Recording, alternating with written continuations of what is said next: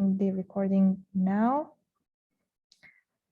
Okay, so I will not take much time. I would like to introduce you to our October session speaker, Mr. Eric Lawrie. He's a British Council Director for Kazakhstan and Central Asia, and he will tell us many interesting things about English as an expert. We had a talk with Mr. Lawrie when we were planning this session, and he told me many interesting things I didn't even imagine to know. So we would like him to share those things with you today. Mr. Lawrie, the floor is yours. Thank you very much, Danayo. Very nice welcome, and thank you for having me on your in your English club. I'm not sure I'm the amazing speaker that you hope for, but I will try to do my best. But thank you very much for the invitation. So just so that I can be sure that things are working, shall I just share my screen first, just to be sure that it's working? So can you see the screen? Mm-hmm. Okay, it's not moving like it was before. I don't know whether that's... Yeah, the background video was perfect, actually. You should Yeah. have seen it. Okay, let me try again. So how am I going to do this? If I go here and then here, is it working now? No. No. Okay, forgive me on this technology thing. It's fine. Right, let's start again. So, share screen. Click on that, share. I think you need to press on the picture itself. It is like a video. No? Oh, there we go. Oh, yeah. Is it working? Yep, that's... Yep, brilliant. Okay, hello everyone.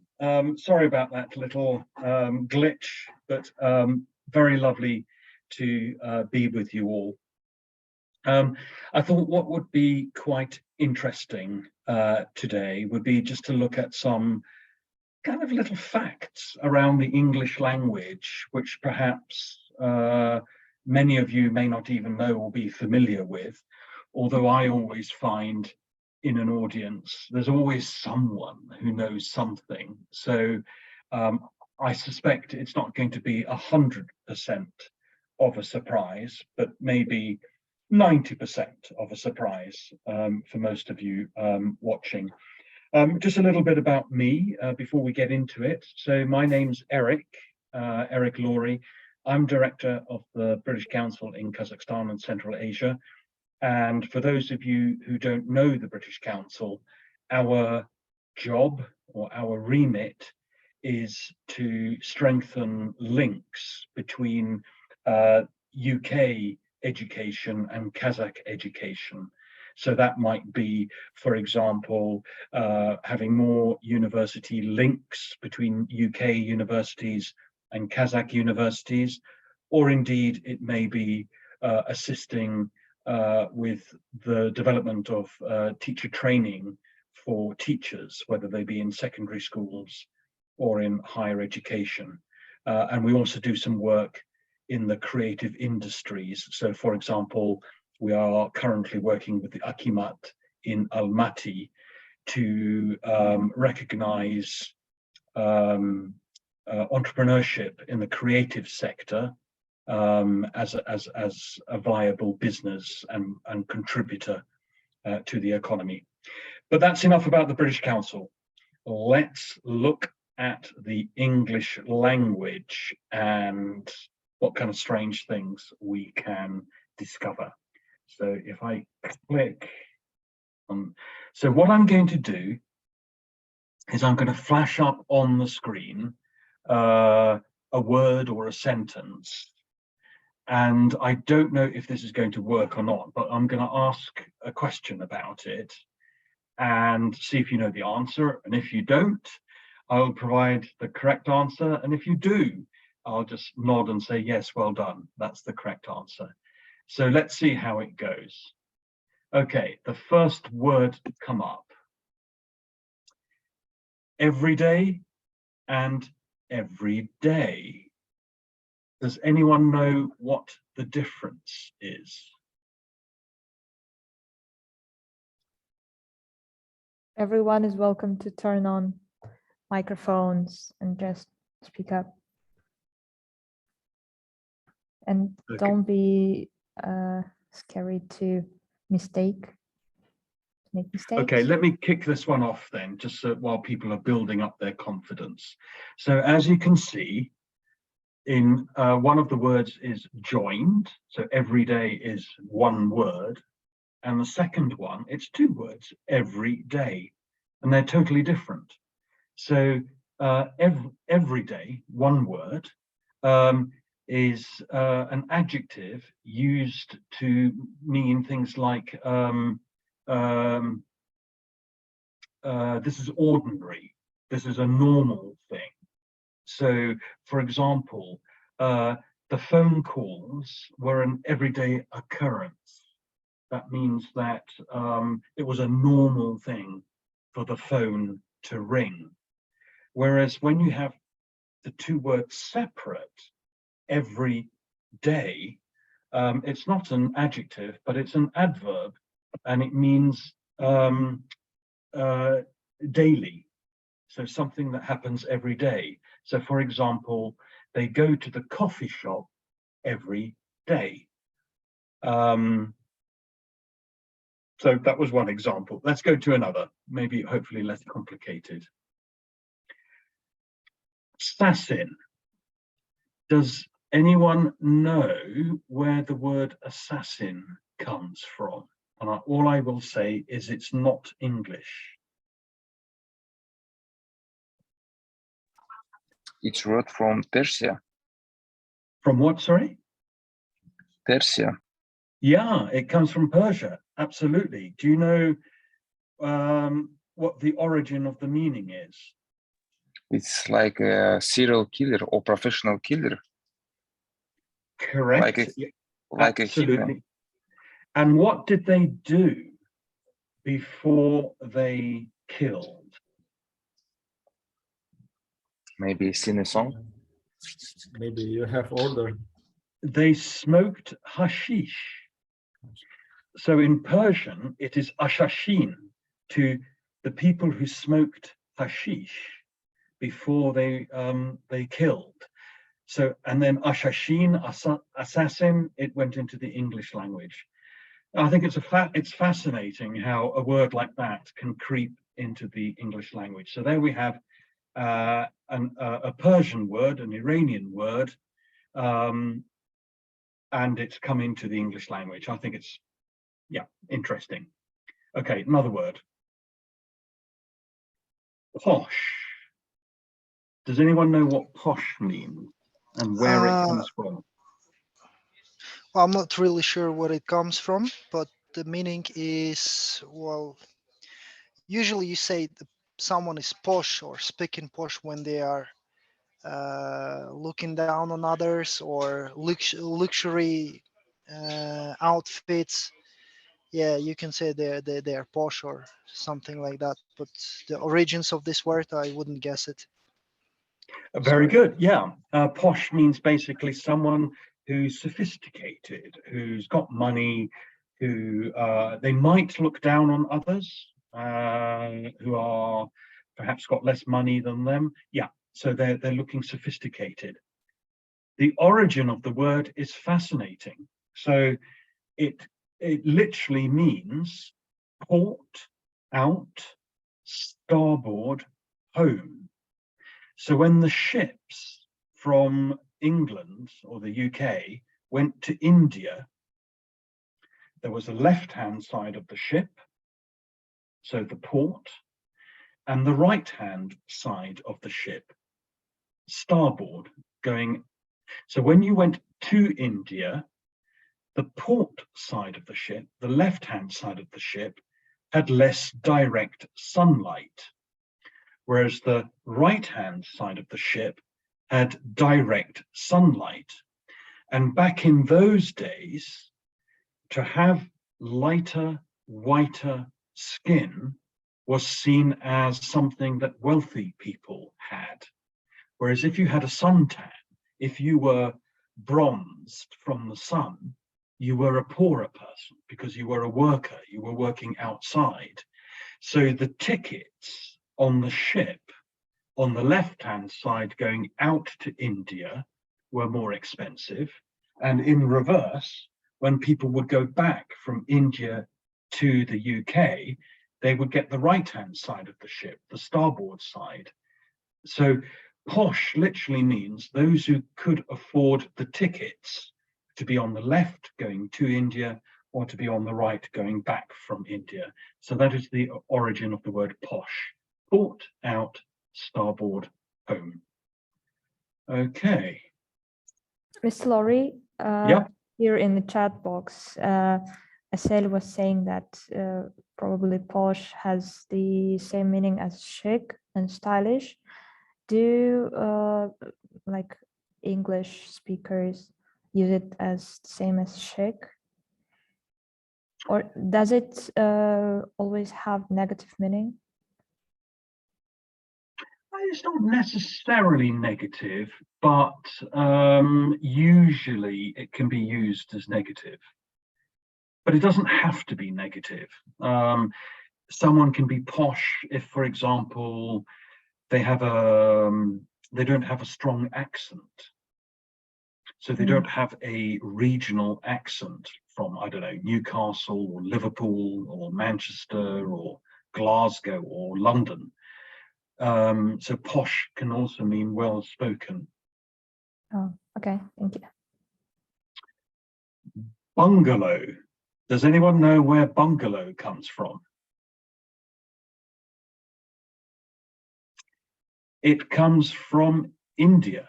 It comes from Bengal, Bangla, or West Bengal. Usually it is a type of accommodation. It is a type of accommodation. And in Bangladesh or in West Bengal, a bungalow is a one-story house. So there isn't a second floor or a third floor, or it's just one floor. And in English, we borrowed the word from West Bengal, from Bengali, and we made it English. So bungalow means a one-story house. Yep, correct. Okay, this is probably a difficult one, but let me run it by you anyway. So 15%, then 5% by 2050. What statistic regarding the English language do you think this is about? So at the moment, 15%, but by 2050, it will be 5%. What aspect of the English language do you think the statistic refers to? It's probably quite difficult, so let me give it to you. It refers to the number of native English speakers in the world. So at this moment, 15%, actually slightly less, I think it's closer to 13. But anyway, 13% of English speakers globally are native speakers of English. By 2050, that will go sharply down to just 5%.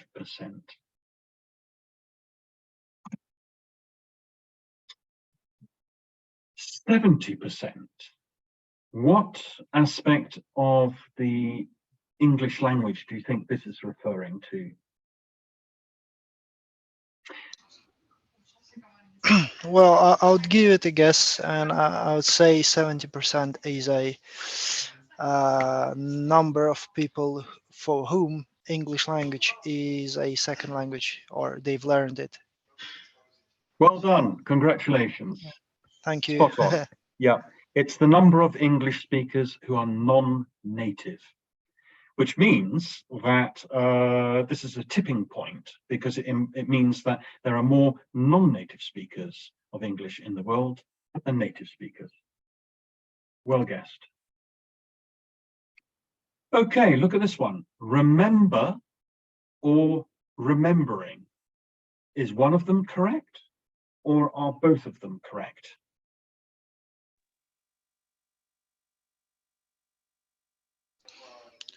Well, remember is the correct one, and remembering, I don't know. I haven't really heard this one. Maybe recalling, or that would be correct one, not remembering. Okay, a good guess. So remember is what you will hear in the UK or Australia or New Zealand. Remembering is what you might hear in India or Pakistan or Bangladesh. But you can't say to someone from India or Pakistan or Bangladesh, remembering is wrong, because it's correct in their version of English. So if, for example, someone from India says, oh, I am remembering that, in England, that may not be correct, but in India it is. So if we are to be fair, then both of them are correct. It just depends which version of English that we are referring to.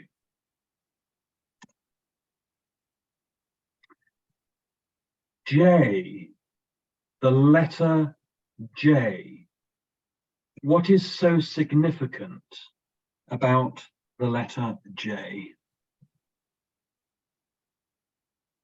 So it's very interesting that the letter J has the meaning. I think this is going to be so difficult to guess. Yeah. J is the newest letter in the English alphabet. It's the youngest letter in the English alphabet.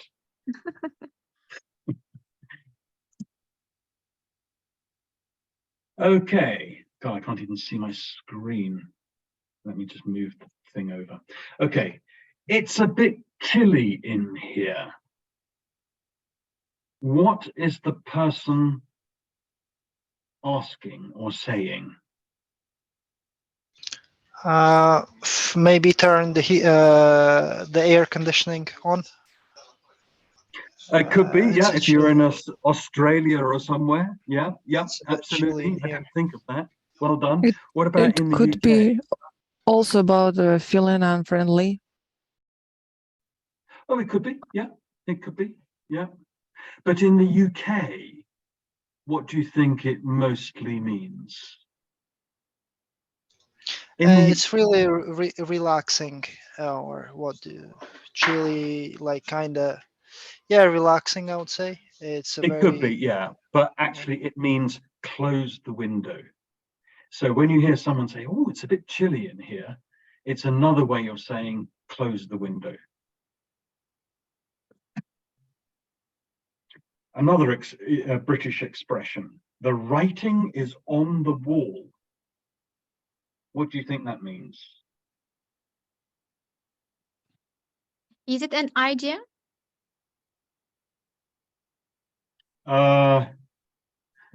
Don't think so.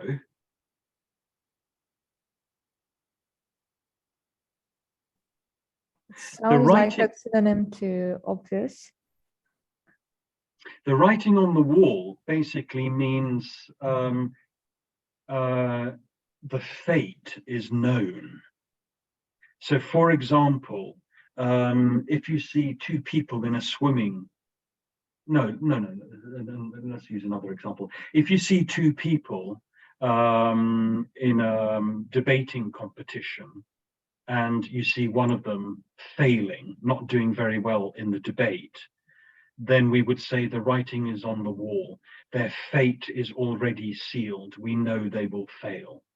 Or if you see a boxing match and the two boxers are fighting and one boxer is covered in blood and just looks really bruised and like they're just not going to win, then we would say the writing is on the wall. His fate is, is sealed, is known. He's going to lose the match. So it's something that it is something obvious.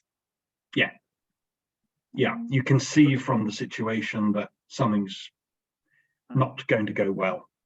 I Yeah. think we have such kind of equivalent in Russian language. Great. Mhm. Please share it with us in the chat so we can have a look at it. That would be good. Punch. I'll give you a clue. It comes from Hindi. What does it mean? Or what is it? I'll give you a It's clue. a sort of drink, yeah. Yeah, it's a sort of drink. And punch comes from the Hindi word 5. Punch. Egg de teen char punch. And it means the 5 ingredients. I think it's orange juice, mango juice, pineapple, and whatever else mixed in with alcohol, and you get the 5 ingredients. Egg de teen char punch, and then punch became punch in the English language. I could do with a quick leak. What does that mean?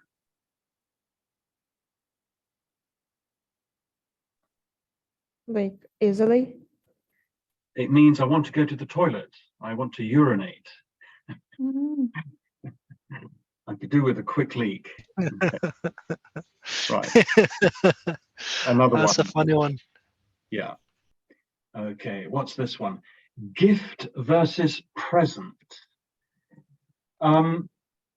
Today, I think we mix them, so they're interchangeable. And I think when someone says a gift or a present, they actually mean the same thing.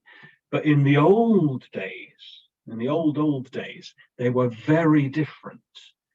What was the difference?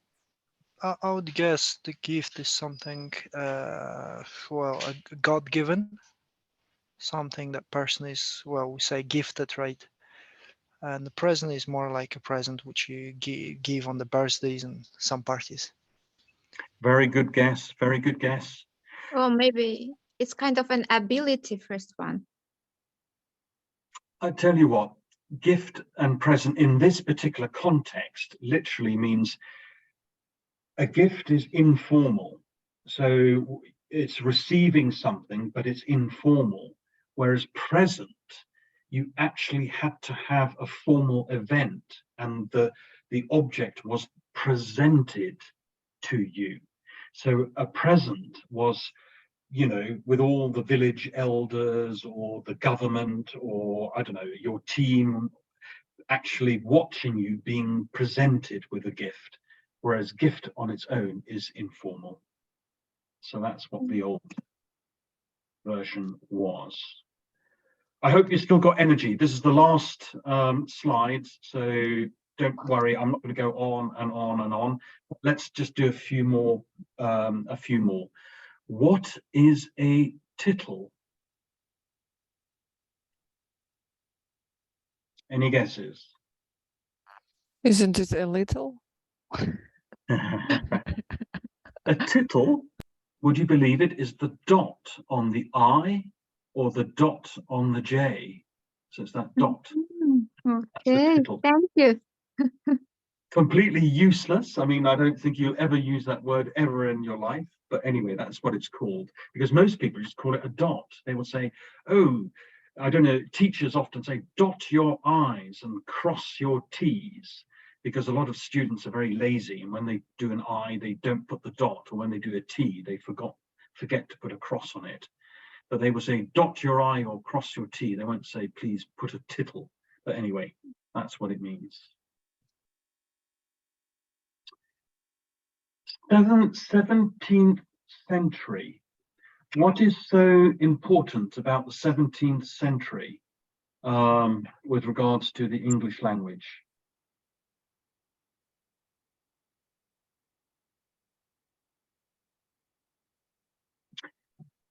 It's when modern English was born. So before the 17th century, we had Old English, the kind of English like Shakespeare or some of these other Writers. Yeah. 17th century onwards, it became what is known as modern English. So, for example, instead of saying, I don't know, thou shalt go to a learned place, you will say, you will go to university. Whereas in Old English, it would be, thou shalt go to a learned place. And in modern English, you will go to university. So it's when modern English was created, or at least that was when it was said to have been born. I'm not going to pronounce this word. It's a medical word. What is significant about this word?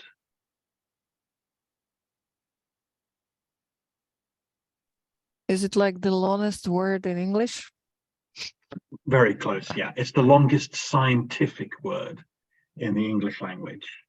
Well done, yeah. So I'm going to have to move my screen a bit again. What is pidgin English, as opposed to pigeon the bird?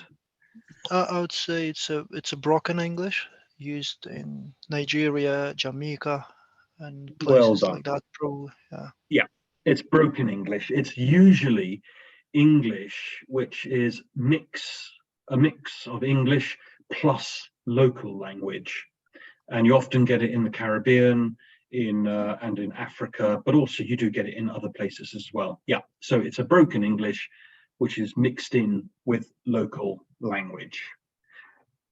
So, for example, I remember when I was working in Eswatini, or what that was then Swaziland, instead of saying, I want to go to school, they would say, I go for school, I go for school. And for them, that is perfectly okay English. Okay, what is this? E equals 11%. I think this is going to be very difficult. I can't see any of you guessing this one, but let me try. E equals 11%. I would say the word, the letter E in all the words of an English language accounts for 11%. Well done. It's the most commonly used letter in the English language. Well done. How did you guess that? That's phenomenal. Thank you very much. Mr. Lawrie, we Wow. have many experts today, as you may Wow, see. that's phenomenal. Yeah, it's the most commonly used letter in the English language. Super well done. Fantastic. Babushka, mammoth, beluga, intelligentsia. What do these words have in common? They come from Russian. Yeah, these are Russian words that have crept into the English language. Well done. There are many, many more. There are thousands of them. Do English speakers really use the word babushka? I think babushka probably less so, but certainly mammoth, beluga, and intelligentsia we do. But babushka, I think some will, but you're right. It's probably. I would say, well, if you're just talking about a like ordinary old woman, you would say grandmother, granny. Yeah. And if you're speaking specifically about the Russian granny, you might say babushka. Yeah. Or yeah, it's like very specific. Same as an intelligentsia, you wouldn't say intelligentsia for some establishment in UK. You would probably say about some Soviet establishment. You would call them intelligentsia. Yeah. And intelligence doesn't come from French? It might do originally. Originally, yes. Yeah, or Latin even. Yeah. Yeah. Okay, this is what I can pronounce. Anti-disestablishmentarianism. Anti-disestablishmentarianism. What is significant about this word?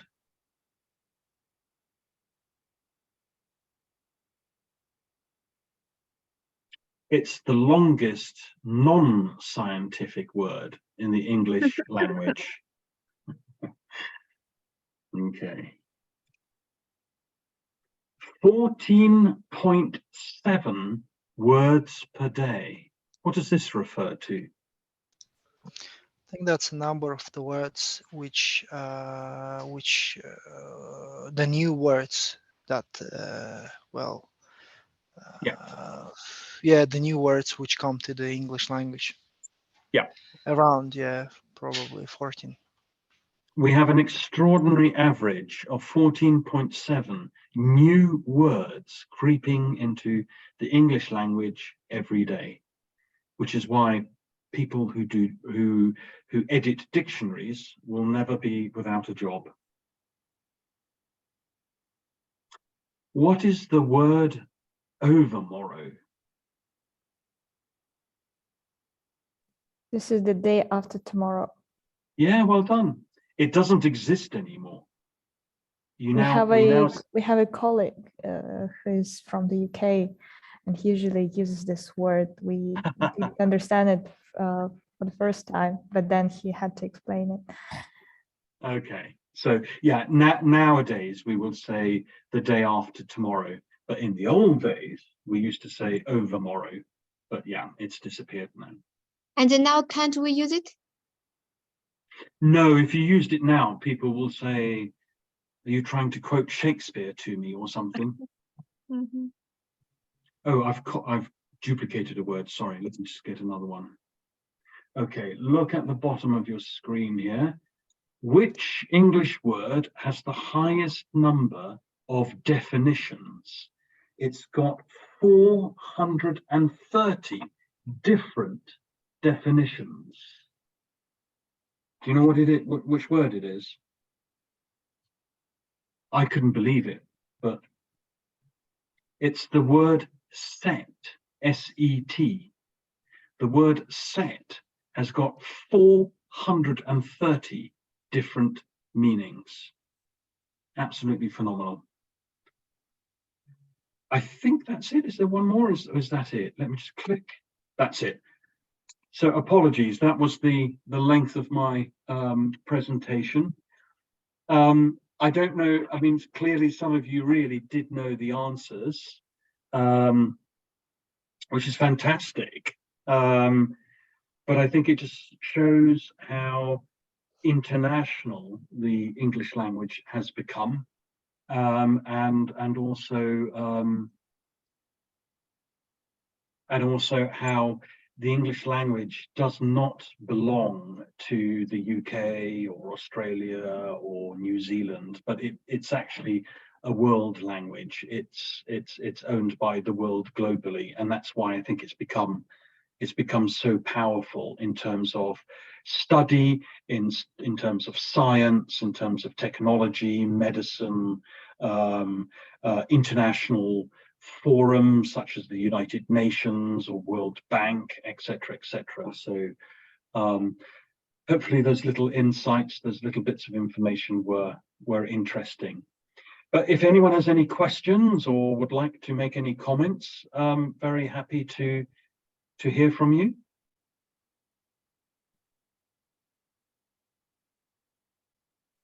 You may for sure have questions that are not related to the topic of our today's session. Mr. Lawrie has a profound experience in English language diplomacy. Do we call it like the cultural diplomacy? We call it like that, right? That's what we call it, yes. Yeah. So you're welcome to ask your questions. Don't be shy. Mr. Lawrie is quite a good person. Can you share any tips how not to mix English with American English when you write, for example? I can mix it, and I'm not quite sure what language it is at the end.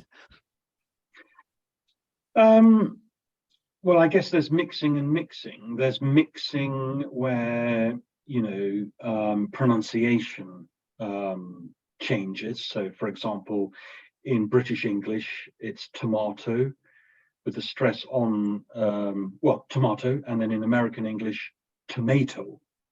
Or there's spelling. So, for example, it's a grey day, spelt G-R-E-Y, versus the American grey with an A, G-R-A-Y.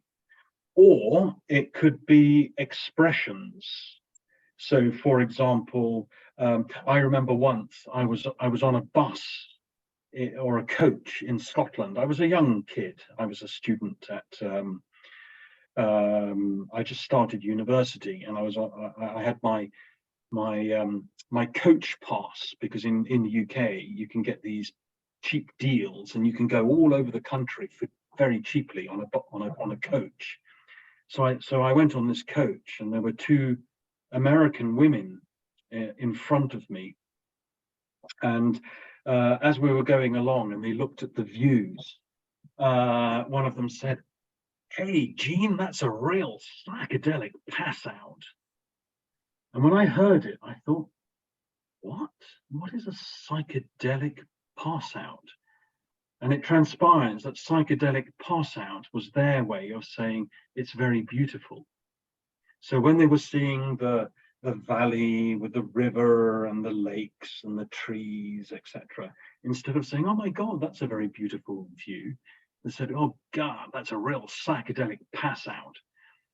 And it got me thinking that actually, even though the UK and the US do have a lot in common, there is also a lot that we do not have in common. And I think the way that the language is used on the two sides of the Atlantic can sometimes be the same. So, you know, there's what you hear in the UK is what you would hear in the United States. But I think there are some times where it's like, oh my God, it sounds almost like a completely different language. I would just say that the best way to aim for one or the other, and I'm not saying one is better or one is not, or one is worse, it's just, you know, personal preference, but I would say the best way is to either watch films on Netflix, or where you know the film is from a particular country, or to read books by authors from that particular country, because that gets you sort of immersed into the language. I would say particularly Netflix or some kind of film channel where you can actually hear the language being used. I think that's a very powerful way to kind of lock yourself into a particular pronunciation or the way the language is used, if that makes sense. Thank you. Thank you so much. Mr. Lawrie, Altenberg is wondering which university you went to. Gosh, so this may come as a total surprise to all of you, but I know in the world, everyone thinks that the only two universities in the UK worth going to are Oxford and Cambridge. So what did I do when I was 18? I refused to go. So I was offered a place at Oxford and I turned it down. And I said to my parents, I don't want to go to Oxford. I don't want to go. It's not me. So I chose to go to a university as far away from my parents as I could find. So I went to Bradford University. Now, I don't know how much you know about Bradford, but Bradford is an extraordinary city. It's in the north of England. It's where the Industrial Revolution started because of all the textile mills, the railway, etc. So it's where the Industrial Revolution started. It's also got the highest, or at least it did back then, the highest number of immigrants in the UK. So huge, enormous Pakistani and Bangladeshi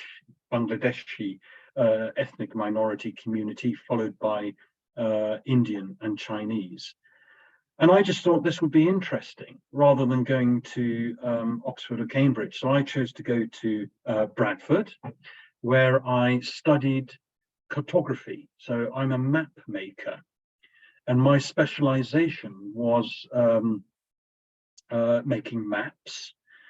And I went to Norway for 4 years, where I worked for the Norwegian Polar Institute, mapping the movement of ice in the polar region of Norway. So that's my background. It's got nothing to do with the British Council, but sometimes that is the way. You go and study something, and then you end up doing something completely different. Equally with university, my parents wanted me to go to Oxford, Cambridge. I absolutely had to go, but I broke their hearts and I went to Bradford University. But I still think it was okay for me. But thank you for the question. Okay, thank you. Altendek, thanks you for the story. Mr. You're Lawrie, welcome. hi. Hi. Which football club in England you support? So I don't know why it happens, but I think the football club finds you. I don't think you find the football club. I think the football club somehow finds you. I'm an Arsenal fan, so I'm a gunner. I love You're Arsenal. a gunner. I'm too. Oh, fantastic. We haven't done very well recently. I think the last time we won anything significant was 2003-04, when we won the Premier League without losing a single match. Yes. But for The almost gold year. But for almost 20 years, 20 years, it's been terrible. But it looks like this season we might be doing okay, although we have Manchester City to compete with. Let's see. But I'm an Arsenal fan, and I don't know why. If you say to me why, I can't explain it. Somehow they managed to find me, and we got locked together, and we've been stuck ever since. You're basically from London, yes? I guess I am from London, although ethnically I'm not. Ethnically, I am.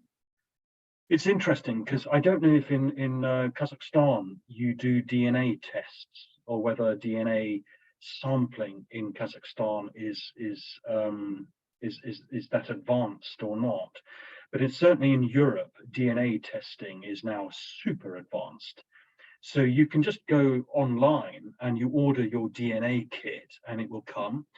You spit into a test tube, you send it off, and then they come back and give you your DNA test. And I was a bit surprised because I thought I was 50% Scottish, 50% Norwegian, because my mother is from Norway. And then I got the test back and it said, you are 90% Norwegian and 10% Scottish, 0 English. I thought, crikey, what happened there? So it transpires that so my mother is Norwegian, so that's 50% of me. But it also transpires that my father, although he's Scottish, during the Viking invasions of Scotland, his blood was contaminated. So he's not 100% Scottish. He's part Scottish, part Norwegian. So that's why I am, according to my DNA test, 90% Scandinavian, 10% Scottish, when I thought I was 50-50. I was a bit depressed when I heard it because it meant, oh crikey, that means well, I've got a British passport. What do I do? But anyway, I've overcome that difficulty now, so I've just accepted that's what my DNA is. But it's worth doing a DNA test because it can come up with some interesting insights. Okay, thank you for your big answer. And come on, you gunners. Thank you. Excellent. I think Okay. what's interesting about the UK now is that multiculturalism is it's just so different. I mean, when I was a kid, when I was much younger, it was very rare, for example, to see people from other cultures, except perhaps in London. But now in the UK, it is so multicultural, so multi-ethnic, it's so multilingual. I think it's extraordinary, so much so that I've seen people when they arrive in the UK on an aeroplane going, is this England? Is this London? Because they're just shocked by just how multicultural it's become. It's fascinating, but it also brings its own problems. But it's fascinating, the direction of travel that the UK has taken.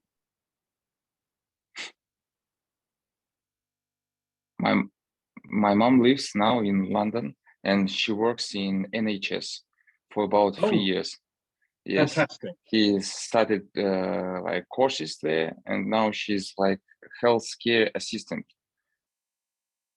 And sure, very good. Yes, and for 1 year, she will take like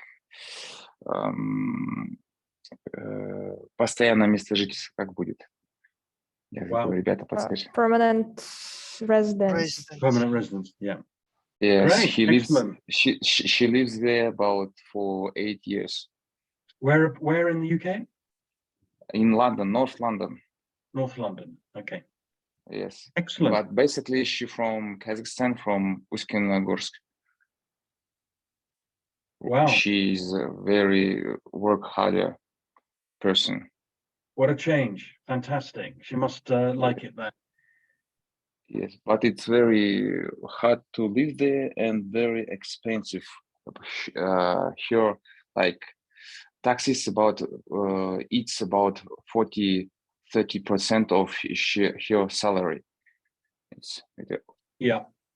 And her friend, who lives in London, in UK, yes, when they visited Kazakhstan, Almaty, they said that to live in Kazakhstan, in Almaty, it's more better, like, and cheaper than in London, and more easy, because in UK they have like bureaucracy. Sorry for my English. I forgot. Fantastic. Yes. Well done. Right. Thank you very much for sharing your story. Yes, I want to share my story on my mind. Goodbye, mister. Thank you. Thank you very much. Lovely to talk to you. Yes, be healthy. Thank you. Okay, does anyone have more questions to Mr. Lawrie on the topic or besides? Nope. Okay, then, Mr. Lawrie, thank you so much for sharing your time today, and thank you for sharing fun and very interesting facts about English. I think 80% of what you said I didn't know about, really didn't know about. That was the part, the promotion part. We were telling people that you will know something you didn't know before. So we actually met the expectations of our audience. So I think everyone had a chance to practice their English speaking skills, which is the main mission of our monthly sessions. And I do think that this is not the last event we're having together with Mr. Lawrie. So stay tuned. See you next time. It's been a pleasure speaking to you all.